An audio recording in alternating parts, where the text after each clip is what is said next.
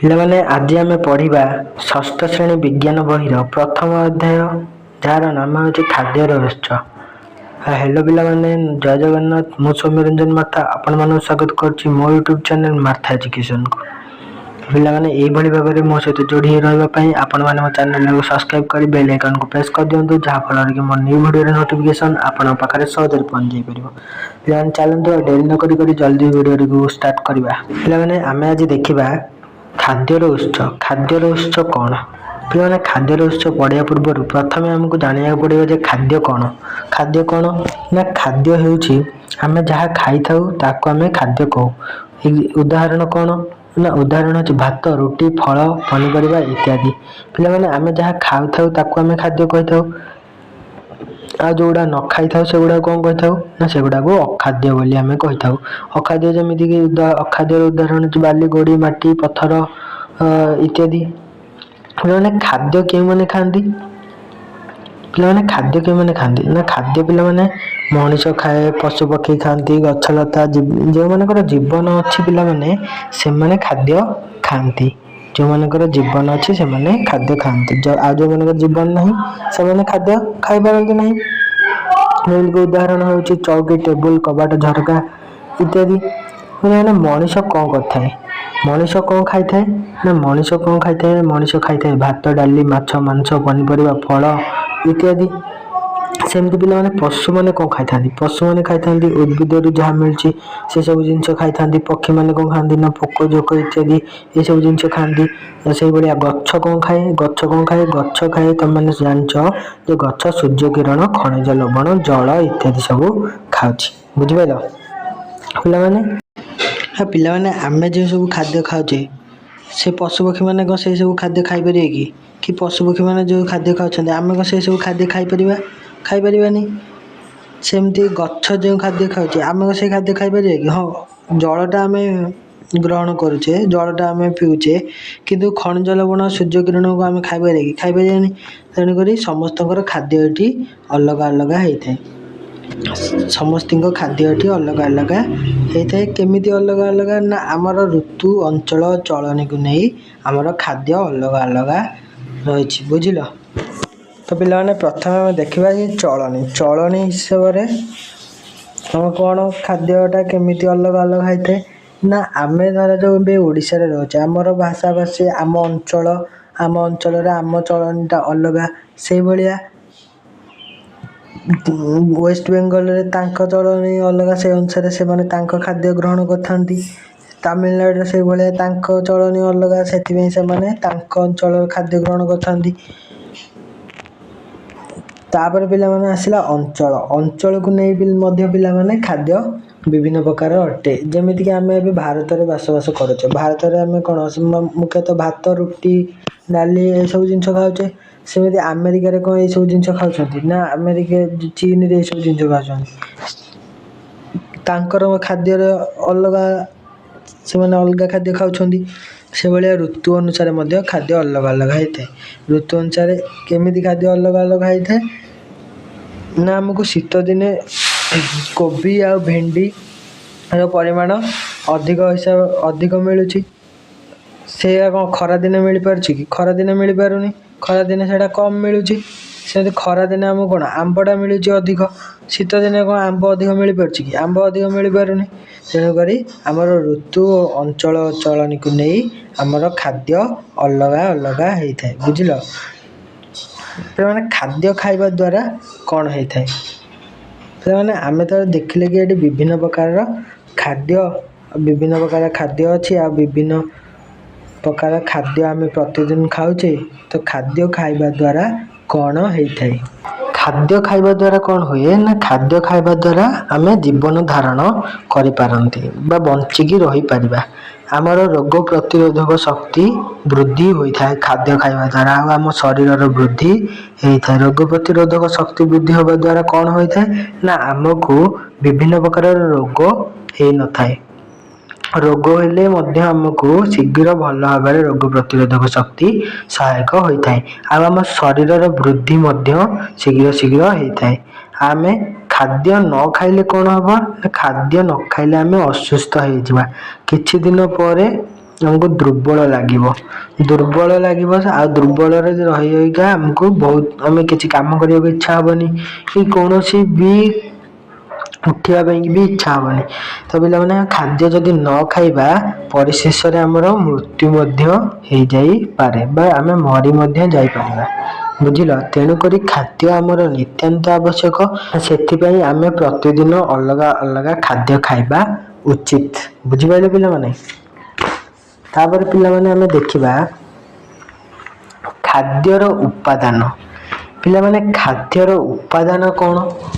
ଖାଦ୍ୟ ତ ଖାଦ୍ୟର ପୁଣି ଉପାଦାନ କ'ଣ? ପିଲାମାନେ ଯେପରି ଦେଖ, ଗୋଟେ ଖାଦ୍ୟ ହେଉଛି କ'ଣ ନା ରୁଟି।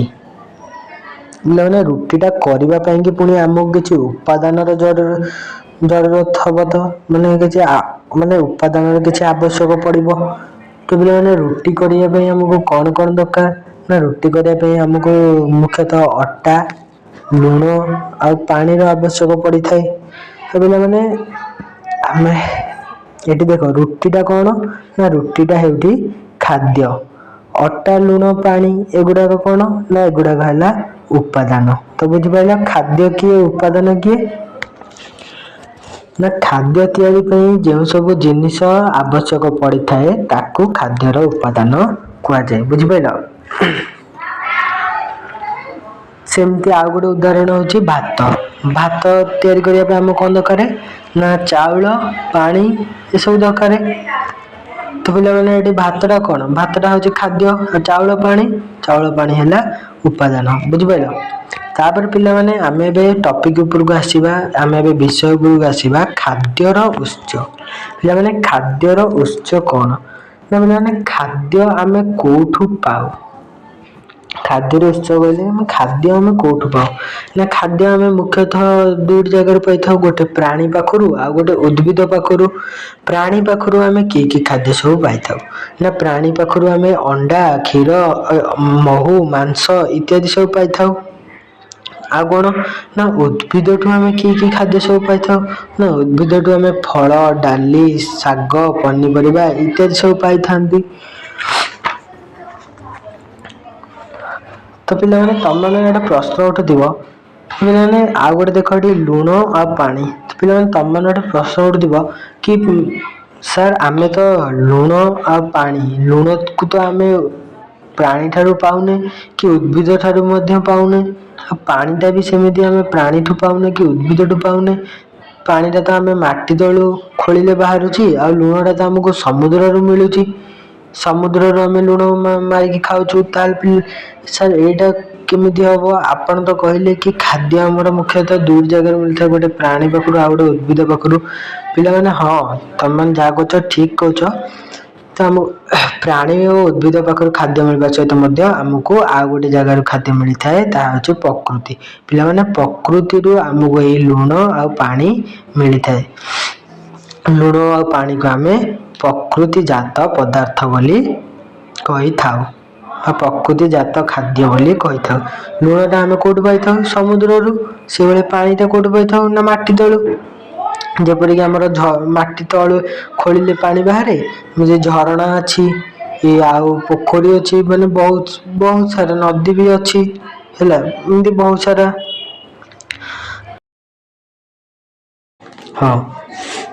ତ ପିଲାମାନେ ଏଇଠି କ'ଣ ହେଲା ନା ପିଲାମାନେ ଦେଖ, ଏଇ ଯେଉଁ ଉଦ୍ଭିଦ ଦେଲା, ଉଦ୍ଭିଦର ପିଲାମାନେ କ'ଣ ହୁଏ ନା କେତେକ ଉଦ୍ଭିଦର ଆମେ ସମ୍ପୂର୍ଣ୍ଣ ଅଂଶକୁ ଖାଦ୍ୟ ରୂପେ ଗ୍ରହଣ କରିଥିବା ବେଳେ ଆଉ କେତେକ ଉଦ୍ଭିଦକୁ ସମ୍ପୂର୍ଣ୍ଣ ଖାଦ୍ୟ ରୂପେ ଗ୍ରହଣ କରିନଥାଉ।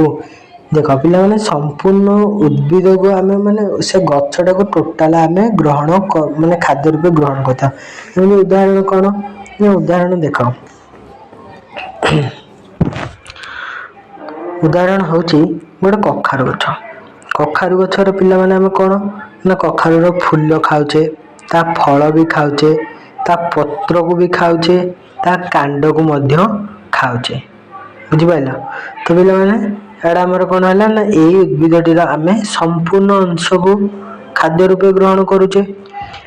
ଆଉ ଗୋଟେ ଗଛ ପିଲାମାନେ ହେଲା ଆମର କ'ଣ ନା ଆମ୍ବ ଗଛ। ଆମ୍ବ ଗଛର ପିଲାମାନେ ଆମେ ଆମ୍ବ ଗଛର କ'ଣ ଖାଉ ନା ଆମ୍ବ ଗଛର ଫଳଟା ଖାଉ। फल आंब को आम खाऊ आंबटा कौन ना आंब गछर फल पिला मैंने ये कौन कले आम ना केवल फलटा को ही व्यवहार कले फलटा को खाइले आउ ता आंब गछर पत्र को आम खाऊचे कि खाऊने आंब गछर डाल को खाऊचे कि ता कांड को खाऊचे कि खाऊने तो ये आम कौन ना आंब गछर फल को खाइले ताहले एठी केवल आम संपूर्ण अंश को यही उद्भिद आम संपूर्ण अंश को खाइबे कि खाइबेनि तो बोले मैंने ये से कथा कहला कि केतेक उद्भिदर आम संपूर्ण अंश को खाद्य रूपे ग्रहण करथाउ आउ केतेक उद्भिद को संपूर्ण खाद्य रूपे ग्रहण करि नथाउ बुझिपाइला पिला माने यही खाद्य को लेकिन आमर खाद्य खाइबार अभ्यास अनुଯାयी खाद्य को 3 भाग रे भाग करा जायछि पिला माने खाद्य अभ्यास अनुसार हम खाद्य को 3 भाग रे विभक्त करा जायछि चलो देखिबा सेगुडा कोन कोन ना पिला माने एठी देखो खाद्य अभ्यास हला खाद्य अभ्यास को हमर केते भाग रे 3 भाग रे विभक्त करा जायछि गोटे होची मांसाशी आ गोटे शाकाहारी आ गोटे सर्वाहारी पिला माने मांसाशी कोन पिला माने मांसाशी होची जे केवल मांस और अन्य प्राणी मांस को भक्षण करिथाए ताकू मांसाशी प्राणी बोली कहा जाए उदाहरण जेमति कि माने मांसाशी कहले गोटे प्राणी अन्य प्राणी उपरे निर्भर होगी थाए अन्य प्राणी को भक्षण करिथाए उदाहरण होची सिंह बाघ एमाने सब कौन करती ना शिकार करती अन्य जीव जंतु मान को तो एमाने कौन हेबे ना एमाने मांसाशी प्राणी बोली कह बुझिपाइल तापर पे मैंने आउ गोटे होची शाकाहारी शाकाहारी कौन ना शाकाहारी होची उद्भिद और उद्भिद जात पदार्थ जो मैंने खाई थांती से को शाकाहारी कह जाए उदाहरण माने उद्भिद को जो मैंने खाते उद्भिद रु बाहर जिनस को जो मैंने खाती से पे गाई छेली ठेकुआ एम कौन करती उद्भिद को खाती मैंने गाई कौन खाए गाई डाल पत्र भांगा खाए घास खाए छेली भी से घास खाए ठेकुआ भी से घास खाए बुझिल एम सब उद्भिद खाती आउ गोटे पिला माने हला आउ गोटे हला सर्वाहारी कौन ना जी उद्भिद और प्राणी उभय को भक्षण करथाए हैला उभय को खाई थाए ताकू आमे सर्वाहारी प्राणी बोली कहि था पिला माने सर्वाहारी प्राणी रो उदाहरण किए ना आमे उद्भिद को खाउचे ता सहित प्राणी मध्य खाउचे ना उद्भिद कौन खाउचे ना आमे उद्भिद रु कौन खाउचे पनीपरिया खाउचे फलमूल खाउचे शाग भी खाउचे बुझिपारे ना नहीं आसे प्राणी ठू कौन खाउचे अंडा खाउचे मांस खाउचे माछ खाउचे बुझिपारे तार पिला माने आउ गोटे उदाहरण कौन आउ गोटे उदाहरण होची कुकुर भी सेमती कुकुर मध्य मांस देले से खाउची भात देले से खाउची जहाँ भी देले से खाउची बुझिपारे ना पिला माने आजिर विषयटी तुमर एठी सरुची तो पिला माने आज आमे आजिर भिडियोटी आमे कौन शिखिले ना आमे देखिले कि खाद्य कौन अखाद्य कौन किए कौन खाती खाद्य न खाइले कौन हम खाद्य खाइले कौन होता है खाद्यर उत्पादन क्या कह जाए खाद्यर उत्स क्या कह जाए प्राणी ठारू कौन मिलता है उद्भिद ठारू कौन मिलता है प्रकृति ठारू कौन मिलता है ते अभ्यास गुड़िक को केते भाग रे विभक्त करा जायछि मांसाशी शाकाहारी सर्वाहारी ये सब विषय आमे आज पढ़िले पिला माने आशा करछु आपण मानक वीडियोटी बहुत भल लगे जदि वीडियोटी भल लगे वीडियोटी लाइक करंतु कमेंट करंतु एवं वीडियोटी प्रबल मत शेयर करंतु।